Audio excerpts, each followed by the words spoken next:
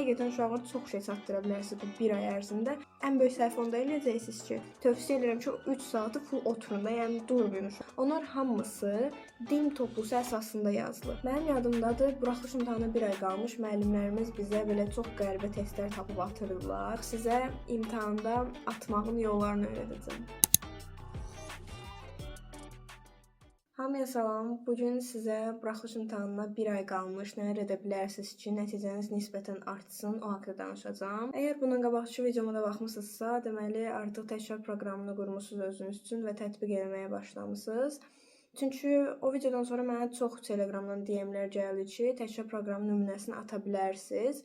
Və postlar tabında mən paylaşdım. Orada 7 günlük təkrar proqramı nümunəsidir. Yəni ardını siz məcbur özünüz qalıb qurmalısınız özünüz üçün. İlk olaraq onu deyim ki, əgər spesifik bir təkrar proqramınız yoxdursa hələ də tez bir zamanda 1 aylıq təkrar proqramını qurun. Ya da imtahanınız haçan başlayacaqsa o vaxtda, yəni bu gündən o vaxta kimi təkrar proqramı qurun ki, ən azından bəzi şeyləri çatdırasınız da, əgər 2 aylıq təkrar proqramı alınmayıbsa ya da xəbəriniz olmayıbsa bu videodan, 1 aylıq təkrar proqramı məncə kifayət eləyir. Sadəcə biraz çox vaxtınızı ayırmalısınız ona və əlavələr də çox işləməlisiniz təbii olaraq. Əslində bu təkrar proqramında o qədər də çətin və böyüdüləsi bir şey yoxdur həqiqətən. Çünki sadəcə testlərdir və siz günləri ayırmalısınız ki, məsələn, bu gün riyaziyyat olsun, bu gün ana dil olsun, bu gün bilmirəm ingilis dili olsun. Belə sadəcə ayırmalısınız və testləri yazmaq da çox rahatdır da. Yəni hər gün bir mövzu, 2 mövzu götürsün, amma əgər 1 ay qabaq eləyirsinizsə bu təkrar proqramın, hər gün bir mövzu götürməyinizi tövsiyə eləmirəm, çünki çatdırmayacaqsınız. Siz onu elə bölüşdürməlisiniz ki, axırına, yəni imtahana 1-2 gün qala artıq bütün proqramı təkrar eləyib bitirəsiniz. Çalışın elə əvvəl mövzulardan başlayın, yəni ortadan başlamayın ya da deməyin ki, bilmədiyim mövzuları salaram ancaq proqrama. Elə bir şey eləməyin. Çünki əvvəlki mövzular nə qədər asan olursa olsun, bəzən belə ən asan şeylər də yaddan çıxa bilir, yaddan çıxan məqamlar olur. Məsələn, belə ingilis dilindən atıram nounslardan, countable, uncountable nouns. Onlar yaddan çıxa bilər. Məsələn, testləri işləməyə, onlar yaddan çıxır. Siz nə qədər fikirləşsəniz ki, o testlər asandır, o mövzu asandır, işləmirəm, daha çətin mövzuları işləyəcəyəm. İmtahanda elə o asan mövzu düşür və siz çaşırsınız, səhv eləyirsiniz. Məndə universitet imtahanında elə olmuşdu. Ən asan bildiyim mövzuları oxumurdum. Deyirdim ki, hə, bunu əla bilirəm də, yəni 100%, yəni bir şey yazaram ən azından imtahanda, amma elə olmur. Elə sizin asan bildiyiniz suallar düşür, amma siz ora yetəri qədər yaza bilmirsiniz. Halbuki siz elə bilirsiniz ki, o mövzuları çox yaxşı bilirsiniz. Yəni bunu da risk eləməyin. Digər məsləhətim olacaq ki, heç işləmədiyiniz bu vaxta kimi testlər tapın, PDF-lər, toplular tapın və onları işləyin. Mənim yadımdadır, buraxılış imtahana 1 ay qalmış, müəllimlərimiz bizə belə çox qəribə testlər tapıb atırdılar. Yəni ki, test olsun da işləyək. Çünki bütün növ testləri işləmişdik bundan qabaq. Amma yadda saxlayın, nə qədər fərqli nəşrlər, nə qədər fərqli toplar olurlarsa olsunlar, onlar hamısı din toplusu əsasında yazılır. Yenə də cümlələri falan dəyişirlər deyə fərqli test toplarını da işləmək yaxşı olur. Yəni siz bilə bilməzsiniz ki, din imtahanı necə salacaq. Çətin düşəcək, asan düşəcək, ona güvənmək olmaz. Ya da hər hansısa bir müəllim çıxıb desə ki, asan olacaq, çətin olacaq, ona güvənmək olmaz. Ona görə də ən çətin tipli testlərə özünüzü öyrəşdirin ki, çətinləri əgər siz səhvsiz işləsəniz, sizin qabağınıza nə test çıxsa, nə toplu çıxsa, hamısını yaxşı işləyəcəksiniz və imtahanda da yaxşı nəticə göstərəcəksiniz. Və ən əsası, çalışın testləri gec işləməyin. Çünki mən özüm çox gec işləyən biri olmuşam testlərdə. Məsələn, rus dili testlərini mən bəlkə sinif yoldaşlarım 1 saata bəlkə də 150 dənə test bitirirdisə, mən 3 saata 150 dənə testi bitirirdim. Çox gec işləyən biri olmuşam həqiqətən, amma çalışdığım qədər bunu aradan qaldırırdım. Nə qədər də olursa olsun özünüzü öyrəşdirin ki, biraz tez işləyəsiniz, amma tələsi işləmək lazım deyil. Və hətta mən panikaya bir ara düşürdüm ki, oyda mən necə eləyəcəm? Yəni mən bu qədər gec işləyirəmsə, imtahanda nə edəcəm falan. Amma əsas sizin sınaqlardakı performansınızda, əgər sınaqlarda çatdırırsınızsa, əlavə vaxtınız qalırsa, deməli çatdıracaqsınız. Sadəcə məndə olmuşdu. Yəni imtahanlardan mən həmişə 15-20, yarım saat falan test çıxırdım, çünki tez bitirirdim. Amma buraxılış imtahanının özündə elə bir şey olmur. Təbii olaraq axıra kimi oturun, yəni heç Yəni bitirsəniz belə durmayın da. Yəni yenə də bir şey dəyişə bilərsiniz ya da açıq suallar falan yadınıza düşə bilər, yaza bilərsiniz. Tövsiyə edirəm ki, o 3 saatı full oturun da. Yəni durmayın uşaqlar. Həm də kitabçanı əlinizə verəcəklər, ona görə də dursanız verməyəcəklər. Yəni biz necə yazıb qurtarmısınız? Amma kodlaşdırmaya keçəndə çox vaxt gedir.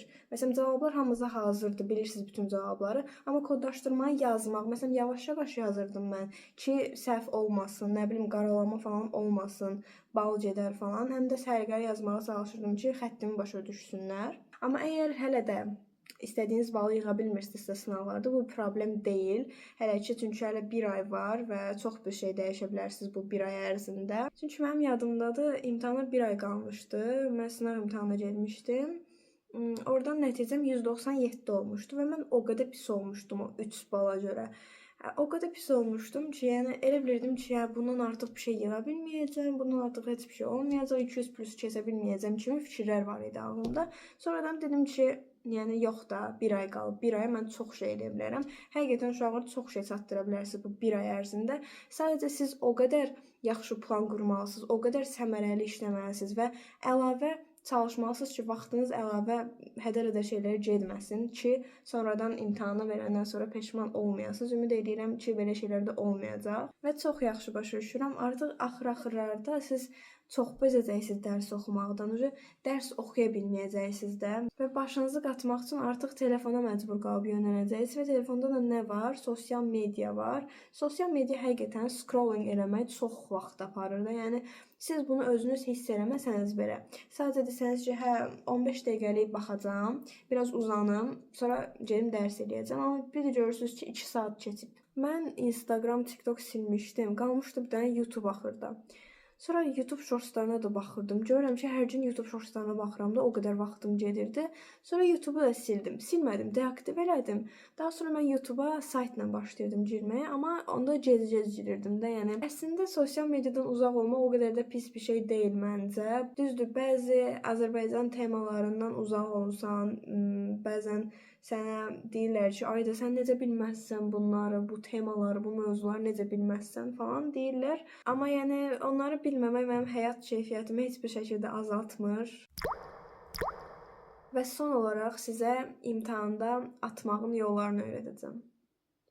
Ay, bu məndən gözlənilməyən bir şeydir. Ümid eləyirəm bu sizə pis bir nümunə olmaz və oxumağın başını buraxmazsınız. Çox ümid eləyirəm. Çünki bu əgər bir fəndən sıfırsınızsa işə yaramayacaq. Ən azından bir fənni 50%-dən çoxunu bilməlisiniz ki, bu metod sizdən işləsin. Ümid eləyirəm heç ehtiyacınız olmaz bu atmağın yollarını öyrənməyə, amma yenə də kör-körünə atmaqdansa bu metodla atmaq daha məqsədə uyğundur. Bu 3 fəndir. Bu sizin ən zəif bildiyiniz fəndir və ancaq bunu atacaqsınız. Bu 2 fənni siz 20-yə yaxın sual yazmalısınız ki, bunu ata biləsiniz. Onu da niyə göstərəcəm sizə. Nə qədər ki, buraxılış imtahanında səhv düzə aparmır, bu metoddan yaxşıca istifadə edin. Çünki daha sonra istifadə edə bilməyəcəksiniz və bu imtahan sadəcə bir dəfə olur. Və sizə bunu vərəqdə praktik olaraq izah eləyəcəm. Baxın, təsəvvür eləyin ki, bu sizin kodlaşma vərəqinizdir və siz artıq atıram ingilis dilinin, ana dilin kodlaşdırmısınız və riyaziyyatdan bəzi sualları kodlaşdırmısınız, amma yenə də kodlaşdırmadığınız qapalı suallar qalıb. Bunun üçün nə etmək olar? Dediyim kimi, bu metoddan istifadə eləmək üçün siz 3 fəndən ikisini normal bilməlisiniz. Yəni, ingilis dilindən kodlaşdırmısınız, təsəvvür eləyin və kodlaşdırmada artıq müəyyən edə bilərsiniz ki, yəni 100% bilirsiniz də bunlar düzdür, ona görə kodlaşdırmısınız. Və siz burada sayında, məsələn, A variantından neçə dənədir? Burada A variantından 4 dənədir, B variantından 5 dənədir, C variantından 2 dənədir, D variantından 5 dənədir, Y variantından 6 dənədir. Bunu bildiniz ki, ingilis dilindən bu qədərdir. Yəni, ən azından bilirsiniz ki, hər variantdan 4-5 ola bilər. 2 çox az olur əslində. Daha sonra gəldik ana dilinə, bu rus dili və yaxud da Azərbaycan dili ola bilər. Daha sonra qapalı kodlaşdırmadan görürsünüz ki, 4 dənə A-dır, 4 dənə B-dir, 5 dənə C-dir, 4 dənə D-dir, 3 dənə də Y-dir. Yəni, 4-5 dənə hər variantdan olur. Sonra gəlirsiniz ən zəif olduğunuz fənnə. Ən zəif olduğunuz fəndən ən azından siz 1, 2, 3, 4, 5, 6, 7, 8, 9 dənə ən azından düz bildiyiniz var. Yəni burada 9 olmaq məcburiyyətində deyil, 7 də olar, 5 də olar falan. Amma bəzi suallar var ki, siz onların cavabını bilmirsiniz. Amma bildiyiniz kimi buraxılış imtahanında səhv düzü aparmır və siz ata bilərsiniz bunları. 4 dənə sualı ata bilərsiniz. Amma çor-çoruna hamısını A vurmaqdansa, siz bu metoddan istifadə edə bilərsiniz. Məsələn, gördüyünüz kimi sizin riyaziyyatdan yazdıqlarınızdan, yəni kodlaşdırdıqlarınızdan sizdə 1 dənə A var, 2 dənə B var, 4 dənə C var. D ümumiyyətlə yoxdur və Y-dən 2 dənədir. Siz görürsünüz ki, C 4 dənədir. Deməli, C yəqin ki, olmayacaq. Bunun 4 dənənin cavabı C deyil. Ona görə bunu əvvəlcədən çıxmışam. Hamısını ən az olanı seçirsiniz. Yəni, ən az olan A-dır və ən az olan D-dir. D ümumiyyətlə yoxdur. Yəni, az da deyil, ümumiyyətlə yoxdur. Yəni, bunların ən azından 3-ünün D olma şansı çox yüksəkdir. Yəni, hamısını ya D, ya da A atırsınız ki, ən azından bu 4 dənə sualdan ikisi düzgün olsun. Yəni, bilirsiniz necə, bilmədən hamısını B ya da Y atmaqdansa, ən azından bunları atın ki, məsələn, burada minimum sizdə 3 dənə ya da 2 dənə D düzgün cavab olacaq. Onsuz da siz bunların cavabını bilmirsiniz. Heç bir şey yazmamaqdansa atmaq çox yaxşı bir şeydir. Bu metodu yəqin ki, çoxunuz bilirsiniz. Sadəcə mən bütün imtahanda otura-otura, yəni görmüşəm ki, artıq yaza bilmirəm və imtahanda başlayıram, yəni deyirəm ki, A 4 dənədir. 4 dənəsi A atmayacağam. Ya da B 5 dənədir. 5 dənəsi B atmayacağam. Ya da gördüyünüz kimi C 2 dənədir. Yəqin ki, C atacağam. Belə bir şey fikirləşin. Məncə bu qədər kifayət edir buraxılış imtahanı haqqında. Sizə nə qədər də desəm ki, stresə ehtiyac yoxdur, yenə də stres olacaq, olmalıdır. Məncə stresinizin olmamağı artıq normal deyil. Yəni bu sizin həyatınızda bir dəyişiklik yarada biləcək imtahan olduğuna görə, yəni təbii olaraq stres olmalıdır. Ümid eləyirəm imtahanınız çox yaxşı keçər. Ümid eləyirəm bildiyiniz mövzulardan, bildiyiniz yerlərdən düşər və çox gözəl də istədiyiniz nəticəni toplaya biləsiniz. Ümid eləyirəm hətta istədiyiniz nəticədən yüksək bal toplayarsınız. Bu qədər. Hamınıza uğurlar. Növbəti videolarda görüşərik.